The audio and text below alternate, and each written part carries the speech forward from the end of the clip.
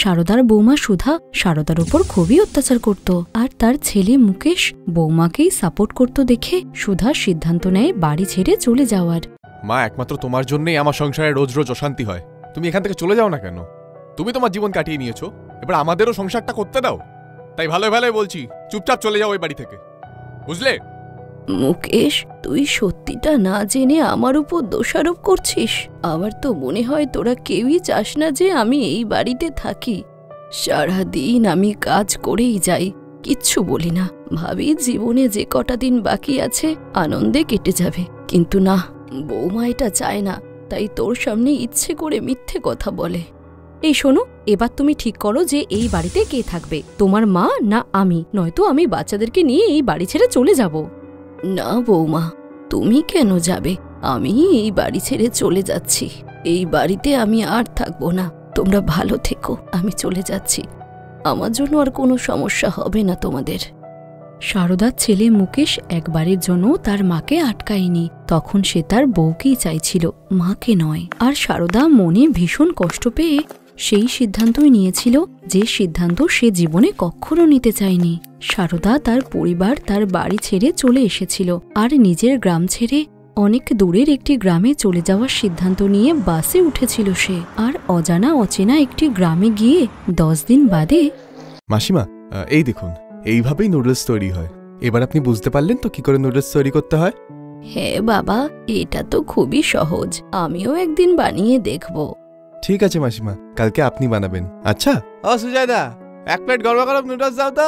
একটু মিষ্টি আর ঝাল একটু বেশি করে দিও। হ্যাঁ হ্যাঁ হ্যাঁ, এই নাও। আমাকে 1 প্লেট নুডল প্যাক করে দেবেন। বাবা, তুমি ওনাকে দাও, আমি এনাকে প্যাক করে দিচ্ছি। একটা কথা বলবো বাবা? হ্যাঁ হ্যাঁ মা, বলো।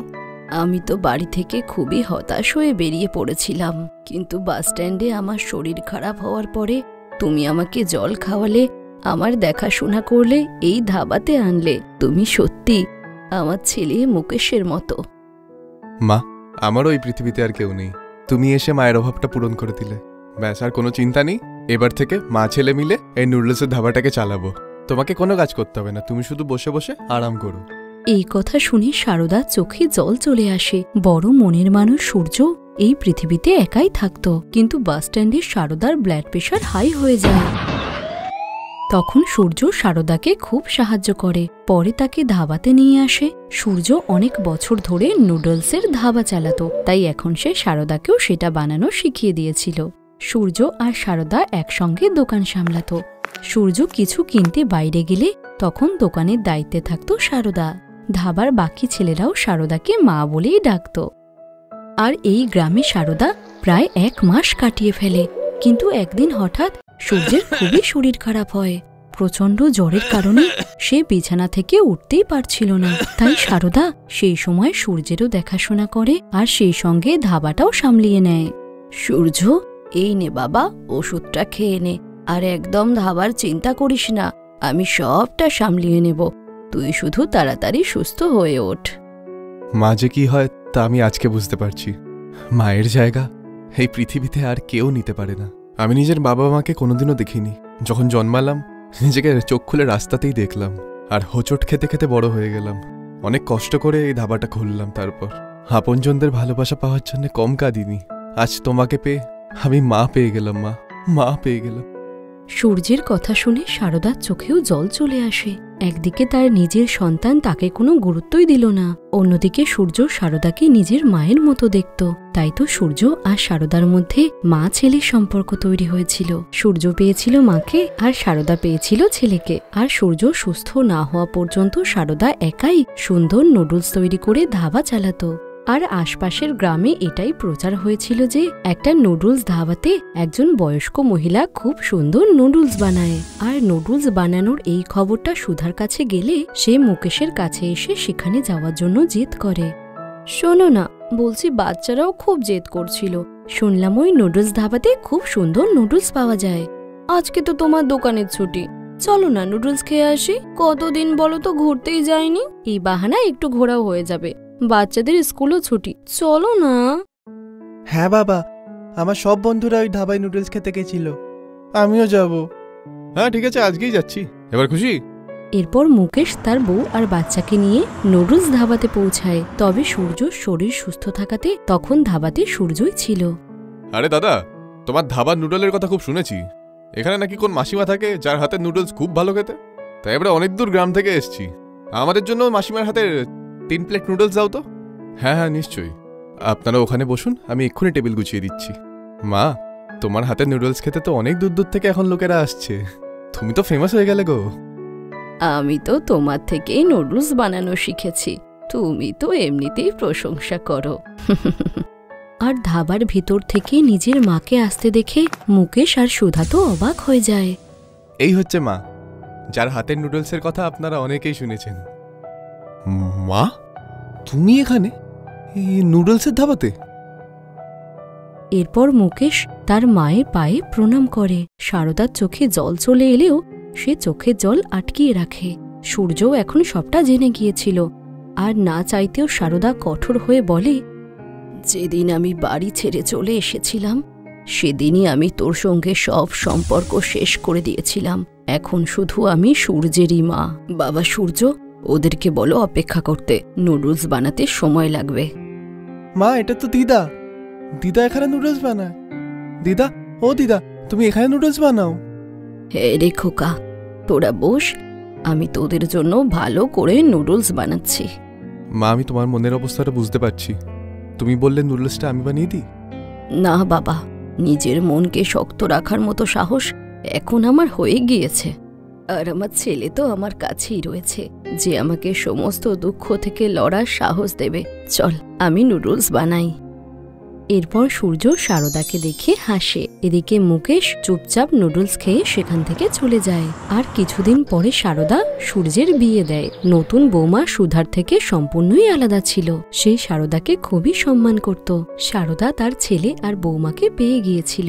এরপর শারদা সূর্যের সঙ্গে মিলে আরো কয়েকটি নুডলসের ধাবা খোলে। সূর্য তার সাফল্যের সমস্ত কৃতিত্ব শারদাকেই দেয়, কারণ সে জানত যে শারদা তার জীবনে আসার পরেই তার জীবন বদলিয়ে গিয়েছে। আর সূর্য বুঝতে পেরেছিল যে মায়ের আশীর্বাদের অনেক শক্তি। শীতলের বিয়ে কয়েক মাস আগেই হয়েছিল। শীতল একটা মডার্ন মেয়ে। ওর চাউমিন খাওয়া এবং খাওয়ানো দুটোই খুব পছন্দের ছিল। বিয়ের পর প্রায়ই ও ব্রেকফাস্টে কিংবা রাতের ডিনারে চাউমিন বানিয়ে ফেলত। শীতল খুব টেস্টি চাউমিন বানাতো, কিন্তু ওর শাশুড়ি কলাবতীর চাউমিন একদম পছন্দ ছিল না। শীতল বৌমা, খাবার হয়ে গেছে কি? মা, আমি এক্ষুনি আসছি। এই নিন গরম গরম টেস্টি টেস্টি চাউমিন। এ কি বৌমা, তুমি আজকেও চাউমিন বানিয়েছ? এই রোজ রোজ চাউমিন খেয়ে আমার বিরক্ত লেগে গেছে। আরে, আমার তো ডাল ভাত রুটি সবজিই বেশি ভালো লাগে। তোমার শ্বশুর আর আমি তো এই সমস্ত চাউমিন না কি আছে এগুলো একদম পছন্দ করি না। আরে কলাবতী, আরে বৌমা বানিয়ে দিয়েছে তো তুমি খেয়েই নাও, আর না করো না। আরে দাও বৌমা, আমাকে দাও। তোমার হাতের বানানো চাউমিন খুবই টেস্টি হয়। এই নিন বাবা, আমি আপনার জন্য এক্সট্রা সবজি দিয়ে নিয়ে এসেছি। শীতল, জলখাবারে কি হয়েছে? আমাকে দিয়ে দাও, আমার অফিস যেতে লেট হচ্ছে। তোমাকে অফিসে ছাড়তে হবে নাকি ক্যাবে যাবে? রজত, তুমি হয়তো ভুলে যাচ্ছ, এখনো তো আমার অফিসের 1 মাসের ছুটি বাকি আছে। বিয়ের জন্য আমি 6 মাসের লিভ অ্যাপ্লিকেশন দিয়েছিলাম। আমি নেক্সট মান্থ থেকে যাব। ওকে, আসলে আমার ছুটি তো শেষ, তাই তোমার ছুটির কথা খেয়াল নেই। এই নাও তোমার চাউমিন। তুমি আবার চাউমিন বানিয়েছো? মা কিছু বলেনি? বলছিল, কিন্তু আমি তো এখন দিয়ে দিয়েছি। এখন কি করব, মডার্ন বৌমা আমার চাউমিন বানিয়ে খাওয়ায়, তাই আমাদের খেতেও হয়। আজকালকার মডার্ন বউদের ব্যাপার স্যাপারই আলাদা বাবা। শীতল সব জায়গায় গিয়েছিল, কিন্তু এখনও ওর বড় ননদ রাধিকার বাড়িতে যাওয়া বাকি ছিল। রাধিকা কিছু সময়ের জন্য বিদেশ গিয়েছিল। রাধিকার ননদ সোনিয়ার বিয়ে বিদেশে ঠিক হয়েছিল, সেই জন্য সবাই আশীর্বাদের অনুষ্ঠানের জন্য বিদেশে গিয়েছিল। আর বিদেশ থেকে ফেরা মাত্রই রাধিকা শীতলকে ওদের বাড়িতে খাওয়ার জন্য নিমন্ত্রণ করেছিল। কি গো শুনছ, রাধিকার ফোন এসেছিল এখন। ও 2 দিন আগেই বিদেশ থেকে ফিরেছে। ও বলছিল শীতলকে নিমন্ত্রণ করে খাওয়াবে, তাই আমাদের সবাইকেই ডেকেছে। বৌমা, কাল রাতেই যেতে হবে, ভালো কিছু একটা পরে নিও। মা, আপনি আমাকে কিছুদিন আগে আমার জন্মদিনের জন্য যে একটা রেডিমেড শাড়ি গিফট করেছিলেন, আমি ভাবছি ওটাই পরব। ওটা বেশ সুন্দর। হ্যাঁ হ্যাঁ, একদম। আমি তো ওটা স্পেশালি তোমার জন্যই কিনেছিলাম, ওটাই পরে নিও। শীতল ওর ঘরে চলে যায়। যাই বলো কলাবতী, তুমি কিন্তু ফালতুই বৌমাকে কিছু না কিছু কারণে সব সময় শোনাতেই থাকো। আমাদের বৌমার স্বভাব চরিত্র কিন্তু খুবই ভালো। দেখো ও তোমাকে কত সম্মান দেয়, জন্মদিনে তোমার দেওয়া উপহার ওর কত পছন্দ হয়েছে। আরে আমি বা কোথায় রাগ করি? হ্যাঁ, ওই তো শুধু এত বেশি চাউমিন খায় আর চাউমিন বানায়, আমি শুধু ওটার জন্যই বলি। বাকি ওর সাথে আমার কি আর আছে বলো না, হয়তো আমার বৌমাই না। আচ্ছা শোনো, আমি বলছিলাম কি, রাধিকার বাড়ি যাওয়ার জন্য তুমি একটা ফলের ঝুড়ি আর একটা ড্রাই ফ্রুটের বাক্স কিনে এনো। শীতল বিয়ের পর প্রথমবার ওর বাড়ি যাচ্ছে তো, তাই আমাদের সবার খালি হাতে যাওয়াটা ঠিক দেখায় না। ওটা তো আমাদের মেয়ের বাড়ি না। আচ্ছা আচ্ছা ঠিক আছে, কালকে সন্ধ্যাবেলা যাবার আগে নিয়ে আসবো। পরের দিন সকলের সাথে শীতল ননদ রাধিকার বাড়িতে খেতে গিয়েছিল। সবাই খেতে বসার জন্য তৈরি হচ্ছিল। শীতল, আমি তো তোমার পছন্দের ব্যাপারে তেমন জানতাম না, সেই জন্যই আমি মালাই কোপ্তা, শাহি পনির, ডাল মাখনি, নান আর বাকি তুমি দেখে নাও, এগুলোই বানিয়েছি। তোমার পছন্দ হলেই হলো। এবার তোমরা সবাই বসে যাও, আমি সার্ভ করে দিই। না দিদি, আমি তোমার সাথে একটু হেল্প করি না, সবাই মিলে একসাথেই খাবো। বাকি বাবা মা রজত সবাই তো তোমার শ্বশুর শাশুড়ির সাথেই বসে আছে, তোমার সাথে তো কথা বলার সময়ই পাইনি। কেমন ছিল তোমার বিদেশের ট্রিপ? খুব ভালো ছিল, খুব এনজয় করেছি। আর এরপর তো সোনিয়াও বিয়ের পর বিদেশে চলে যাবে। আরে রাধিকা বৌদি, এখনো তো বিয়ের অনেক দেরি, এখনো তো আমি তোমাদের খুব চালাবো। আরে আয়ুষ্মানের ফোন এসেছে, মনে হয় কোনো জরুরি কাজ আছে। আমরা তো সবেমাত্র 2 দিন হলো এসেছি, মনে হয় আমাদের জামাই তোমাকে ছাড়া উদাস হয়ে গেছে। রাধিকা দিদি একদম ঠিক কথা বলছে সোনিয়া, নিশ্চয়ই আয়ুষ্মান তোমাকে খুব মিস করছে। তোমরা আর কি করার জন্য আমাকেই পেয়েছো না? আগে কলটা তো ওঠাতে দাও। হ্যালো, হ্যাঁ আয়ুষ্মান, ওকে, তার মানে তোমার জামাই বাবু। ঠিক আছে, ঠিক আছে, আমি দেখছি। হ্যাঁ গো। সোনিয়া ফোনটা রেখে দেয়। কি হলো সোনিয়া, আয়ুষ্মান যে কি বলছিলেন? ওই রাধিকা বৌদি, আয়ুষ্মানের জামাইবাবু এখানে দিল্লিতে এসেছে। আসলে ওই আয়ুষ্মান বলছিল যে শাশুড়িমা আমার জন্য কিছু জিনিস পাঠিয়েছেন, তাই আর ওর জামাইবাবু চাউমিন খুব পছন্দ করে, তাই বলল রাতের ডিনারে ওনার জন্য চাউমিন আর মাঞ্চুরিয়ান করতে। আর এই সময়ের মধ্যে এগুলো কি করে হবে? বাজার থেকে নিয়ে আসাটাও ভালো দেখায় না। ও বলছিল কি উনি বাড়ির রান্না খেতেই বেশি পছন্দ করেন। তো এটাতে টেনশনের কি আছে? চাউমিন আর মাঞ্চুরিয়ানই তো করতে হবে, আমি একটু পরেই রেডি করে দিচ্ছি। তখনই শীতলের শাশুড়ি কিচেনে চলে আসে। আরে সোনিয়া মা, তুমি জানো শীতল তো চাউমিন খুব ভালোবাসে। আমি যদিও এতটা খেতে ভালোবাসি না, তবে যাই বলো, শীতল খুব টেস্টি চাউমিন বানায়। সত্যি আন্টি? তাহলে তো শীতল বৌদি তোমাকে আমার হেল্প করতেই হবে। তুমি করতে পারবে তো? হ্যাঁ হ্যাঁ, তুমি টেনশন করো না, আমি সব রেডি করে দেব। এমন চাউমিন আর মাঞ্চুরিয়ান বানাবো না যে আয়ুষ্মানের জিজু শুধু আঙুলি চাটতে থাকবেন। শীতল তো এই সমস্ত ডিশ বানানোতে এক্সপার্ট ছিল। শীতল তো কিছুক্ষণের মধ্যেই খুব টেস্টি চাউমিনের সাথে সাথে মাঞ্চুরিয়ানও বানিয়ে দিল। আয়ুষ্মানের জামাইবাবুর শীতলের হাতে বানানো চাউমিন আর মাঞ্চুরিয়ান খুব টেস্টি লেগেছিল। উনি খাবারের খুব প্রশংসা করলেন। যখন এই কথা আয়ুষ্মান জানতে পারল, তখন আয়ুষ্মানও খুব খুশি হল। যাই বলো, আজ তোমার হাতের বানানো চাউমিন আমার দারুণ লেগেছে। আয়ুষ্মানের জিজু কত খুশি হয়ে গেছেন। কি ব্যাপার কলাবতী, আজ তুমি বৌমার বানানো চাউমিনের প্রশংসা করছো? আজ সূর্য কোন দিকে উঠেছে ভাই? নাও বোঝো ঠেলা, শীতল করেছেই তো ভালো একটা কাজ। বৌমা, আমি খুব খুশি।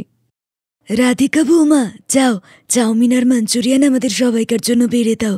আমিও তো খেয়ে দেখি শীতলের হাতে বানানো চাউমিন আর মাঞ্চুরিয়ান। হ্যাঁ মা, আমি এক্ষুনি নিয়ে আসছি। থ্যাংক ইউ শীতল বৌদি। পুরো ঘরে খুশির মহল ছড়িয়ে পড়ল। শীতলও খুব খুশি হয়েছিল। ওর হাতে বানানো চাউমিন সকলের খুব পছন্দ হয়েছিল যে। Thanks for watching.